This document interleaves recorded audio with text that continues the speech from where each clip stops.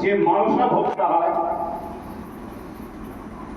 চুপচাপ বসব, যে মালসা ভোগটা হয়, এই মালসা ভোগটা নিয়ে কি করে, যারা হয়তো পরিবেশনে থাকে বালতি গামলা যাতেই হোক, সম্পূর্ণ প্রসাদটা কিন্তু একত্রে মন্থন করে।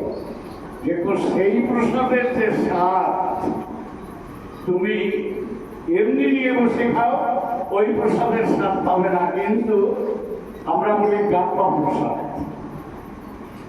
অনেক অনেক জায়গায় গেলে আমি নিজেও বর্ণ ওইভাবে করে সেই একত্রে মিশিয়ে তারপরে শেখাবো, ভালো লাগে। কাজে এই যে আস্বাদন, এই আস্বাদনের কথা বলা যাবে না। সেবা কেবল দিয়ে আনন্দ পায়,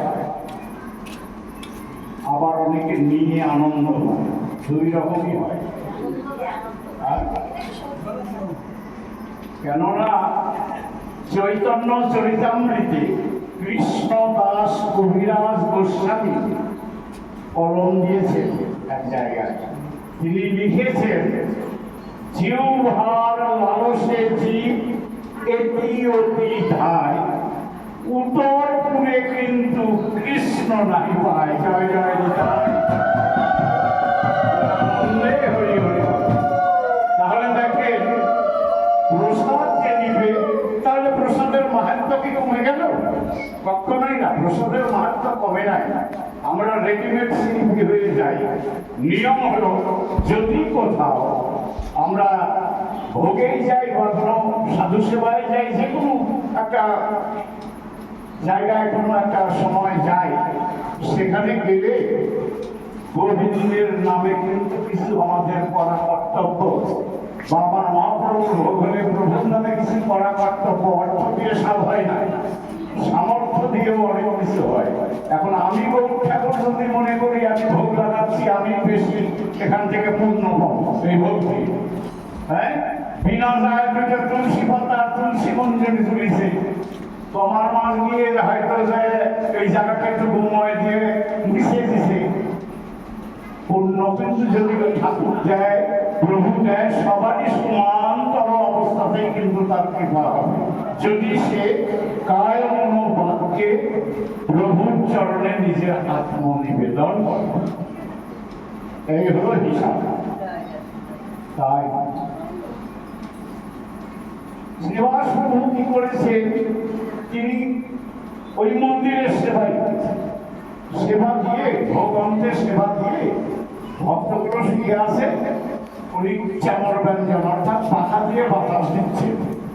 দিতে দিতে কোনখান থেকে দুপুর করে গেছে, সন্ধ্যা হয়ে গেছে, রাত্রি হয়ে গেছে, কোনো জ্ঞানই নাই। ওনারা তো প্রেমে আনন্দ হয়ে প্রসাদ পেয়ে ওনারা সেই ঘুম দিয়ে দিচ্ছে, আর সারাদিন রাত্রে একটা ঘুম থাকছে। এদিকে শ্রীবাস প্রভু তিনি বাতাস করেই চলেছেন, চোখ বন্ধ কিন্তু হাত বন্ধ নাই, হ্যাঁ, সেবা করেই যাচ্ছে। হঠাৎ করে ভোরবেলাতে রবে কাক ডাকা শুরু হয়ে গেছে। কাক ডাকা ভরছে না, আমরা বলি লাফিয়ে উঠেছে, মানে তখন ঘুমটা ভেঙে গেছে। লাফিয়ে উঠে দৌড়ে গিয়ে দেখে, ওহো, আমি তো সন্ধ্যারও তো দিইনি, সন্ধ্যায় তো আমার গোপালকে জল মিষ্টি দিইনি। দৌড়ায় গেছে। তারপরে গিয়ে দেখে দরজা বন্ধ ভেতর থেকে। এটা কেমন করে সম্ভব? কেউ ভেতরে থাকলে সে না এক মিনিটটা দিয়ে দিন, আমি তো ভোগই দেয়নি, আমি তো আরো দেরি করি।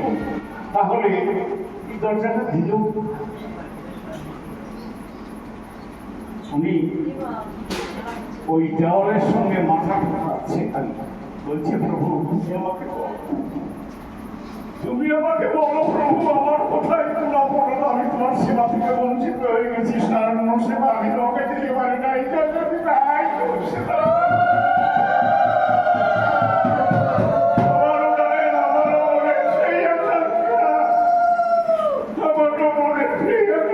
কেন বঞ্চিত হলাম স্মরণে? প্রভু এত বঞ্চিত করলো কেন? যাবো তো যাবো, ছেলে একদিন অবশ্যই আসছি যখন যেতেই হবে, কিন্তু যাওয়ার আগে যেতে হবে না।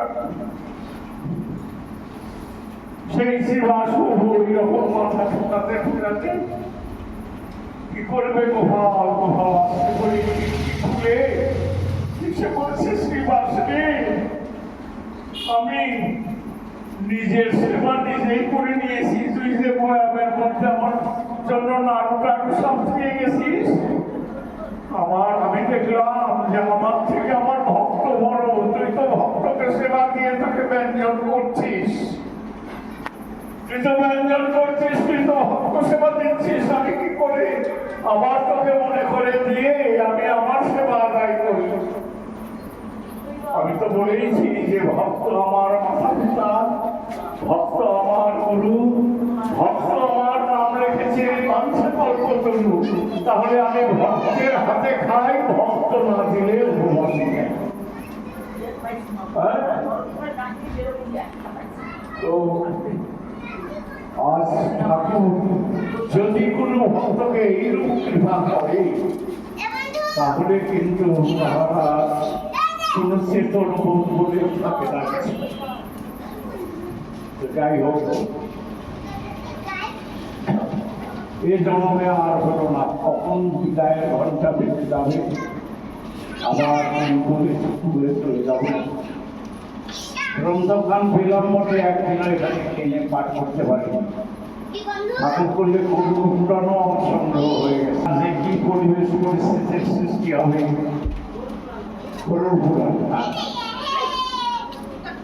একজন নয় শ্রী চৈতন্য জয় নিত্যানন্দ জয়াদ্বৈত চন্দ্র জয় ভক্ত বৃন্দ।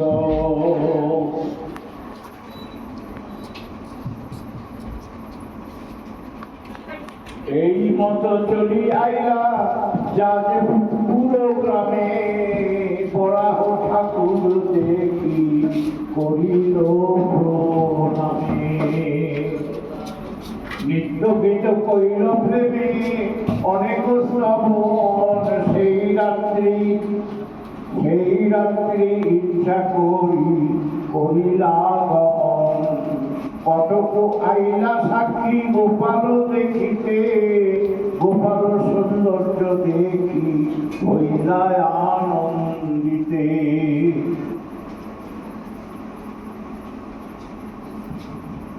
প্রেমাবেশে নিত্য গীত করি কতক্ষণ, আবিষ্ট হইল কইল গোপালের শ্রবণ।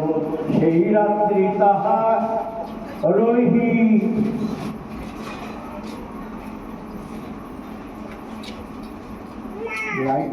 রাত্রি তাহার রহি ভক্তগণ সঙ্গে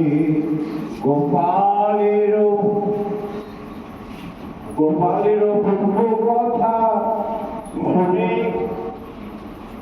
বহু রঙে নিত্যানন্দ গোসাই যাবে তীর্থ ভ্রমিলা। সাক্ষী গোপাল দেখিবারে কটক আইলা, সাক্ষী গোপালের কথা শুনিল লোকমুখে। সাক্ষী গোপালের কথা শুনিল লোকমুখে, সেই কথা কহেন প্রভু মহাসুখে।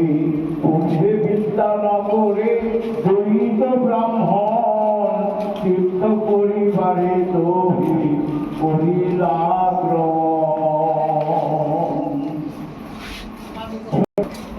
আর বড় বিপ্লব। তো দুই বিপ্লব সাক্ষাৎ হলো সাক্ষী গোপালের কি পুরীতে গেলে সাক্ষী গোপাল একটা সুবিধার জন্য কি করেছে, মন্দিরের পাশেই একটা ঘরে গোপালকে রেখে সাক্ষী গোপাল করেছে। কিন্তু সাক্ষী গোপাল ওখান থেকে মোটামুটি 110-15 কিলোমিটার ঘুরে আসে প্রকৃত যেটা সাক্ষী গোপাল। সাক্ষী গোপাল 110 থেকে 15 কিলোমিটার হবে। রেল স্টেশন সাক্ষী গোপাল নামেও আছে, আবার বাসেও যাওয়া যাবে। এখন যাত্রীরা তাড়াহুড়ো করে অনেকে তীর্থের গাড়িতে যায়, তাদের ক্ষেত্রে ওইখান থেকে দর্শন করে চলে আসে। কিন্তু সাক্ষী গোপাল কিন্তু আলাদা একটা স্থান। তো যাই হোক, এই কটকে গিয়ে একটা বৃদ্ধ ব্রাহ্মণ আর একটা যুবক ব্রাহ্মণ।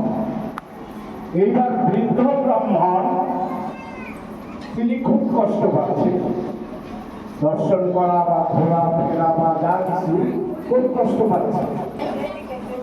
তো ওই যুবক ব্রাহ্মণের মনে খুব দয়া, সে মনে মনে ভাবছে যে তীর্থে এসেছি, উনি তো পারছে না ঠিকঠাক মতো, আমি ওনাকে একটু সহায়তা দিই। যেটা আমাদের মধ্যেও হয়তো বা হয়, কোনোখানে কোনো তীর্থে গেলে একজন হয়তো দেখা যাচ্ছে স্নানেই নামলো, কি হয়তো কোনো দর্শনেই গেল, একটু সমস্যা হয়তো হচ্ছে, তখন একজন হয়তো আর একজনকে সহায়তা করছি যে আয় আমি ধরি কি আমি এইটা করি, এইভাবে করি হয়। এইভাবে সেই যুবক ব্রাহ্মণ তিনি কি করছেন, তিনি ওই বৃদ্ধ ব্রাহ্মণটিকে ধরে ধরে নিয়ে বিভিন্ন জায়গাতে দর্শন করাচ্ছেন, আবার যখন বিশ্রাম নেওয়ার দরকার তখন একসঙ্গে বিশ্রাম নিচ্ছেন। এইভাবে করি বেশ কিছুদিন সাক্ষী গোপালে তারা অন্যান্য ভক্তের মতো তারাও থেকে গেছেন। এবার যখন এত পরিশ্রম করে যুবক ব্রাহ্মণ ওই বৃদ্ধ ব্রাহ্মণকে তীর্থের এত সহায়তা দিয়ে তাকে দর্শন করালেন, এইবার বৃদ্ধ ব্রাহ্মণ বলছে, তুমি যেটা করলে আজ আমার যদি নিজের সন্তানও হতো, কি আমার কোনো পড়োশি হতো, কি আমার সংসারের কেউ হতো, এতটা কিন্তু হয়তো করতো না। তোমাকে চিনি না, তোমাকে জানি না, তারপরেও তুমি এমন ভাবে যে আমার সহায়তা করলে, তুমি না থাকলে আমার এটা সম্ভব হতো। এইবার বৃদ্ধ ব্রাহ্মণ বলছে যে তুমি এই যে সহায়তা করলে, এর বিনিময়ে আমি তোমাকে কিছু দিতে চাই। এইবার ব্রাহ্মণ বলছে, মাফ করবেন, আমাকে কিছু দিতে হবে না, আমি যেটা করেছি, আমি কৃষ্ণ পুরীতে এই কর্ম করেছি কিছু পাওয়ার আশায় না, হ্যাঁ, কৃষ্ণর প্রীতির জন্য। এই জন্য শাস্ত্রে উল্লেখ আছে, করে বা করায় কর্ম উভয়ের হয় সমান ধর্ম, জয় জয়।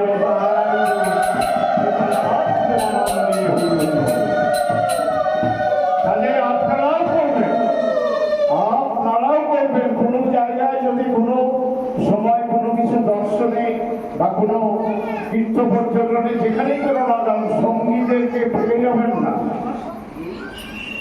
এবারে সঙ্গীদেরকে সুযোগ করে দিবেন। আমি বৃন্দাবনে প্রথম যেবার যাই, স্বামী স্ত্রী গিয়েছিল, চিন্তা করা যাবে না, বউটা অ্যাবনর্মাল অবস্থা, তাকে পায়খানা করিয়ে জল খরচ পর্যন্ত স্বামী করে দিলে কাজ। তারপরেও সে কথা দিয়েছিল, আমি যদি বেঁচে থাকি, তুমি তো এইরকম হলে, তুমি চিন্তা করো না, তোমাকে খালি করে হলেও নিয়ে আমি তীর্থ করব। আমার একবারে জ্বলন্ত প্রমাণ, আমি দেখে আশ্চর্য হয়ে গেলাম যে কেমন করে। অবশ্য তার সাথে অনেক যাত্রীরাও ছিল, তারাও ধরাধরি করে অনেক সময় দর্শন করা বা পান্ডাদের বলে হয়তো একটু সহায়তা তাদের কাছ থেকেও নেওয়া। কিন্তু এটা কিন্তু সবার জন্য হয় না। ভক্তমাল গ্রন্থে এই উল্লেখ দেওয়া আছে যে কি, ব্রহ্মাণ্ড ভ্রমিতে যদি কোন ভাগ্যবান জীব গুরু কৃষ্ণ প্রসাদে পায় ভক্তিলতা বীজ, মালি হয়ে সেথায় যদি কেহ করহ সিঞ্চন, তবেই পাইতে পারো প্রেম রত্ন ধন। প্রেম রত্ন ধন কিন্তু বড় দুর্লভ জিনিস, আবার যে পেয়েছে সে অনেক সহসাই পেয়ে গেছে।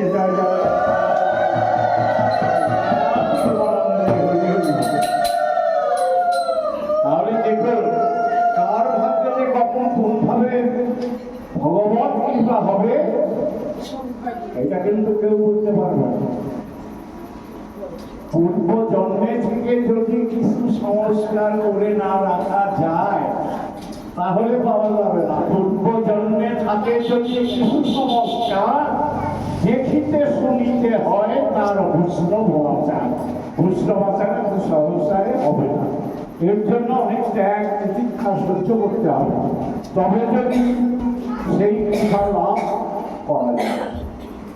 শেষ পর্যন্ত যুবক ব্রাহ্মণ বলছি, না না, আপনি এই কথা বলবেন না কেন, আমি আপনার কাছ থেকে এগুলো দান নেব। আমি কৃষ্ণের কৃপাতে করেছি, কৃষ্ণ আমাকে কৃপা করেছিল, বিধায় আমি আপনাকে এই সহায়তা করতে পেরেছি। কৃষ্ণ কৃপা না করলে তবে পারতাম না। তখন বলছে, না তা তো হয় না, আমি মনে মনে স্থির করেছি আমার একটা বিবাহযোগ্য কন্যা আছে, এই বিবাহযোগ্য কন্যাকে তোমার হস্তে আমি সমর্পণ করবো। বলে, না না না না, এটা বলবেন না। বলে, এখানে তো করবো না, গৃহে ফিরে যাবো, ফিরে গিয়ে তারপরে করবো। দুইজনের কিন্তু আলাদা আলাদা গ্রামে, হয় এক গ্রামে নয়।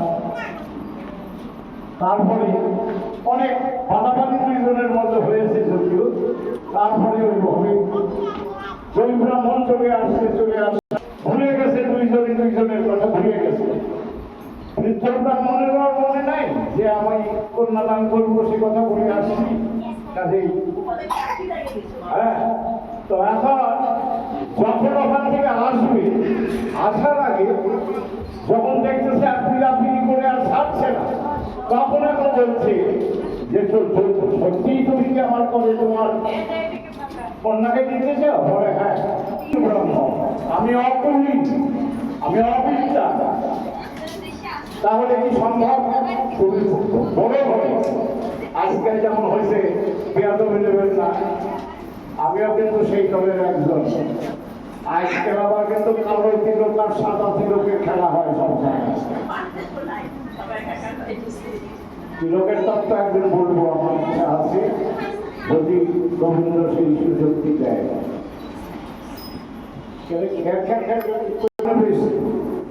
আর সাদা তিলকের মান খুব কম, বোঝা গেল। কালো তিলক মানে ওই একটা উসুর নেই। আমারও কথা বলে আছে, কেউ মানে কিছু নেবেন না, কথার প্রসঙ্গে কথা বলতেই হবে। হ্যাঁ, ওরা বেটা তুইও তো লাগাইছিস কপালে, আবার তুই আবার নিন্দা না। দেখুন, লক্ষ্য করে তিলকের উৎপত্তি স্থল কোথায় থেকে হলো আগে বলো? তিলক তো আমরা সবাই ধারণ করি, তার উৎপত্তি স্থল কোথায়, কি দিয়ে এই তিলক হলো? এগুলো তত্ত্ব না জেনে মত্ত হলে কোনো লাভ হবে না, তত্ত্ব জানতে হবে আগে, তারপরে মত্ত হবে। যাই হোক, আজকে আর একটা মন্ত্রে মেলা নাম বলা ঢুকে গেছে।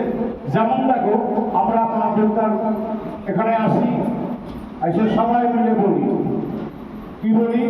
দুর্গা মাই কি জয়, সরস্বতী মাই কি জয়, কালী মাই কি জয়, সবাই বলি, আলাদা করি কিছু। তাহলে যখন গুরু জয় দিই, তখন আপন আপন গুরু জয়, তখন আবার আপন আপন গুরু হলো কেন, আবার ভিন্ন ভিন্ন হলো কেন? প্রশ্ন তো এখানে। কথাটা ভালো করে বুঝে নিও, আগে না বুঝতে পারলে বলো, আমি আবার ভাগ বসে কথাটা বুঝলো। যখন দুর্গা কি হয়, কালী কি হয়, সরস্বতী কি হয়, লক্ষ্মী কি হয়, তখন আর ওখানে আপন আপন ভাবতেছে না, সেই গুরু একদম সেই করে আমরা আপন আপন গুরু কি হয়, সবার গুরু কমে দিতে পারি। গুরু শব্দটা কি? গুরু শব্দের ভিতরে অর্থ, গুরু হলো অন্ধকার আর রু হলো আলো। যে অন্ধকার থেকে আলোর পথে নিয়ে আসে সেই তো গুরু। আমরা কি এগুলো হিসাব করি? আমরা গুরুর মন্ত্র বলি, প্রণাম করি, তাই করি, কিন্তু তার অর্থ জানি না। আগে অর্থ জানতে হবে। অজ্ঞান জ্ঞানাঞ্জন সমাকয়া চস্ফুরং গীতং জ্ঞান তস্मै শ্রী গুরু। এই যে বলি কথাটা, তাহলে অজ্ঞান তিমির মানে অন্ধকার, অন্ধকারে আমি অজ্ঞান হয়ে আছি। গুরুদেব এসে কি করলো? জ্ঞানের সরলতা দ্বারা আমার এই চক্ষুটাকে উন্মিলন করে দিল। জয় জয় শ্রী গুরু।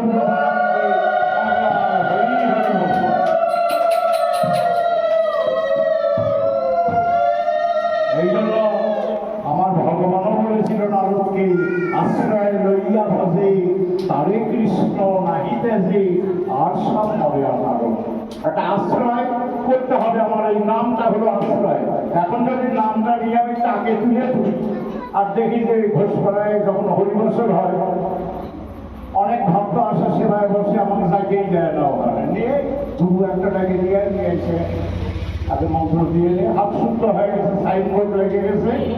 শাস্ত্র বলছে যদি মন্ত্র নিয়ে যেবা না করে সেই মন্ত্রের যাজন সেই মন্ত্র হতে পারে তার একদিন বিপদের, খালি বিপদ না, তার মৃত্যু কারণ পর্যন্ত হতে পারে।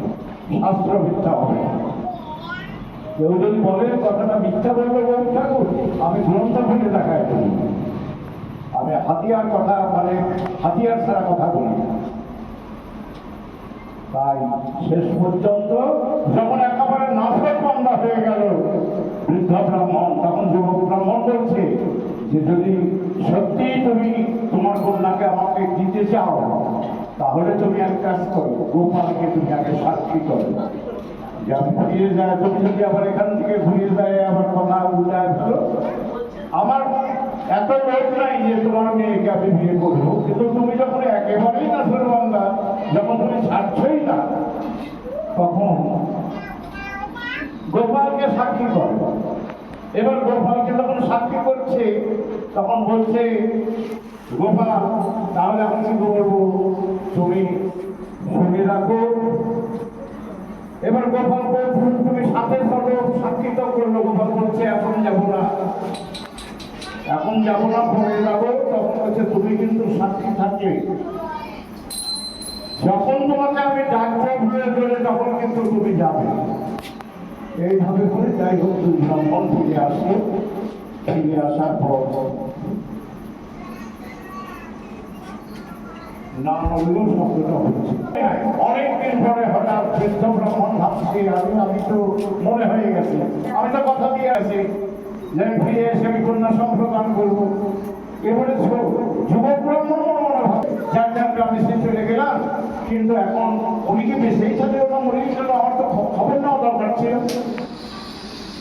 সেটা বিয়ে করতে মেয়ে পাবে এই জন্য না, তিনি মনে মনে ভাবছেন যে খুঁজতে না দরকার। এইবার যুবক ব্রাহ্মণ আস্তে আস্তে হেঁটে হেঁটে চলে আসছে বৃদ্ধ ব্রাহ্মণের কাছে। এবার বৃদ্ধ ব্রাহ্মণের কাছে এসে তখন বৃদ্ধ ব্রাহ্মণের মনে হয়ে গেছে যুবক ব্রাহ্মণকে দেখে তখন বলছে তুমি অপরাধ নিও না, আমি তো গোপালের কাছে সাক্ষী করে আসছি, এসে না আমার সব ভুল হয়ে গেছে, বয়স হয়ে গেল তো এই জন্য মনে রাখতে পারি। যাই হোক তখন স্ত্রীকে ডাকছি না, সেটা তো বলবে বললে ওই কথাটাই বলেছে যে যখন কুলীন আর অকুলীনের কথা যখন হলো তখন বললো যে তুমি যে জোর করে এই কর্ম করতেছ এর জন্য তোমার স্ত্রী তোমাকে ছেড়ে দিতে পারে, তোমার ছেলে তোমাকে ছেড়ে দিতে পারে, তোমার আত্মীয় স্ত্রীজন তারা ছেড়ে দিতে পারে, বলে যে যায় যেভাবেই ছাড়ুক না কেন আমি যেটা প্রতিজ্ঞা গোপালের কাছে করেছি আমি সেটা করব। যাই হোক এই মতো অবস্থা করে মানে যাকেই যেভাবে ডাকে তখনই বলে তুমি কি পাগল হয়ে গেছো, ছেলে উঠে কয় আমার বাবা ভুতরা খাওয়ায় পাগল করে নাচছিল কেড়ে নিয়ে দিচ্ছে, এখন আবার আমার বোনকে বিয়ে করার কথা। এই লাঠি সোটা নিয়ে দৌড়াদৌড়ি শুরু করছে। তখন গ্রামের লোক সব দেখেছে, ওই যুবক ব্রাহ্মণ দেখে এখন বলছে যে আমি যদি তোমাদেরকে গোপালকে এনে সাক্ষী দেওয়াতে পারি তাহলে তো তোমাদের বিশ্বাস হবে। বলে হ্যাঁ তা হবে। এইবার ওই যুবক ব্রাহ্মণ আবার যা ফিরে চলে গেছে, গিয়ে তখন গোপালকে বলছে গোপাল তুমি আমার সঙ্গে চলো। এবার গোপাল কথা বলছে কিন্তু যুবক ব্রাহ্মণের সাথে বলছে প্রতিমা কি কখনো হেঁটে হেঁটে যায়, তুমি কি পাগল না? বলে প্রতিমা হাঁটতে পারে না, বলে না। এইবার যুবক ব্রাহ্মণ বলছে তুমি কি শুনেছো কোনোদিন গোপাল আমার মতো মানুষের সঙ্গে এইভাবে কথা বলে? তাহলে তুমি যখন কথা বলছো তুমি হেঁটেও যেতে পারো, কেন যাবে না? মানে খুব জোর বলছি ঠিক আছে, তাহলে এক কাজ করো, তুমি 400 অন্ন ফিরে দাও বাড়িতে। তার মানে গোপাল হেঁটে যাবে এত দূর, রাস্তায় কিনে লেগে যাবে, 400 অন্ন ফিরে দিতে হারিতে। এইবার ফিরে দিয়ে ভক্ত আর ভগবান রওনা দিতে পারছে, সাক্ষী দেওয়ার জন্য আসবে। এইবার গোপাল বলছে তুমি আগে আগে চলো, আমি পেছনে পেছনে যাবো। এখন যুবক ব্রাহ্মণ বলছে যে হ্যাঁ আমি আগে আগে যাই আর তুমি পেছন থেকে পাবো। তা হবে না, বলে যে না তুমি পেছনে পেছনেই আমি যাবো, তুমি আগে আগেই যাবে পথ দেখায়, আর আমি যে যাব আমার চরণে নুপুরের রুনুঝুনু রুনুঝুনু শব্দ তুমি প্রীতিত হবে, সেই বুঝে তুমি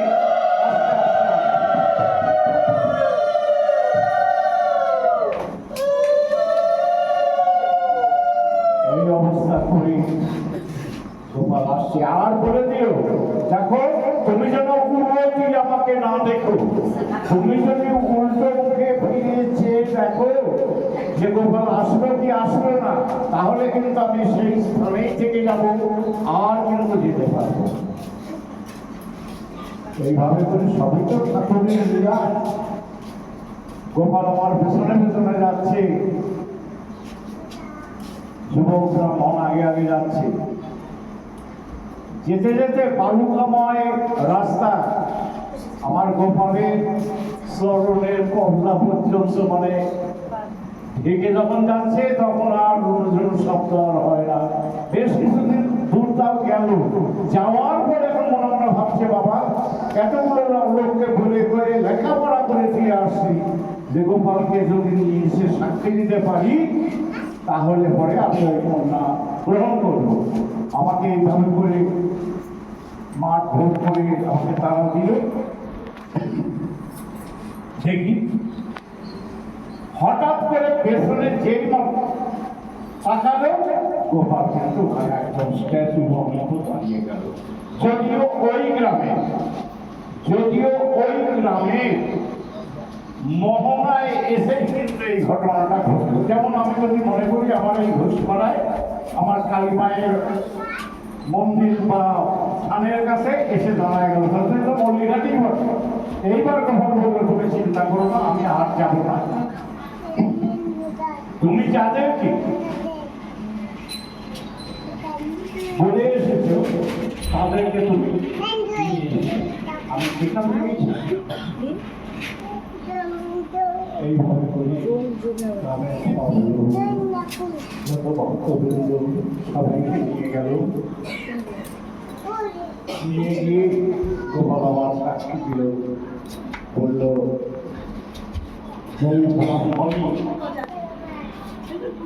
বড় যত্নবান এবং ভক্তিমান।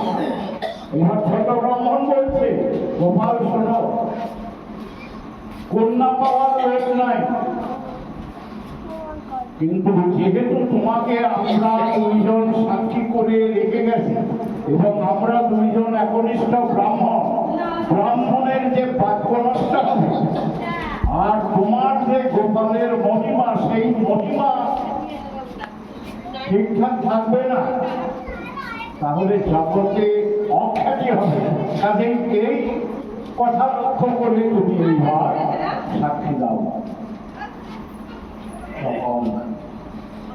গোপাল যেভাবে গোপালকে বলে এসেছিল, গোপাল সেইভাবেই সবার মধ্যে সাক্ষী দিল। কটকের রাজা হঠাৎ করে যখন শুনল যে এখানে গোপাল প্রতিষ্ঠিত হয়েছে এবং মন্দির হয়েছে, তিনি মনে মনে তার স্ত্রীকে সঙ্গে করে নিয়ে আসলেন গোপাল দর্শন। গোপালকে দর্শন করে রানীর আর বাহ্যক জ্ঞান নাই, তিনি বাহ্যক জ্ঞান হারিয়ে ফেলেছেন। দর্শন করে বহু ধন রত্ন মন্দিরের জন্য সেবার যা কিছু জিনিস প্রয়োজন সব কিছু দিয়েছে, দিয়ে বাড়ি ফিরেছে। ফিরে যেতে যেতে মনে মনে ভাবছে গোপালের যদি নাসাটা ছিদ্র থাকত তাহলে আমি একটা মুক্ত পড়াতাম, মানে ওই রাত্রেই গোপাল রানীকে স্বপ্নাদেশে বলছে, মা যশোমতী খুব ছোটতেই আমার নাকটা ফুটো করে দিয়েছে, তাহলে তুমি এলে আমার মুখটা ভরা।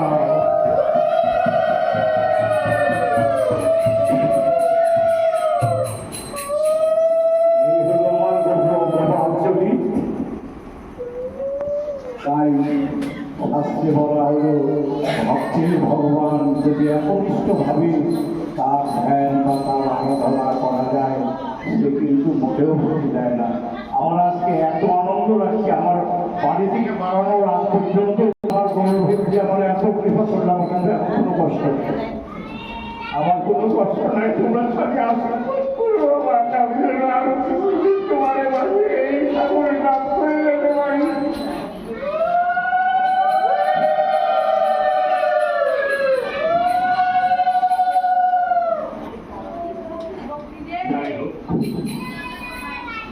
পড়াটা এই পর্যন্তই। আপনাদের 24 পদে ধর্মহাম করে বিপ্র বড় বিপ্র ছোট বিপ্রের হাতে কন্যা সম্প্রদান করল, আর গোপালের মন্দির প্রতিষ্ঠিত হল। এই নিয়ে তখন ওই ব্রাহ্মণ এবং গ্রামবাসী সবাই মিলে গোপালের আরাধনা নিয়ে পড়ে থাকলো। জয় জয় তাই।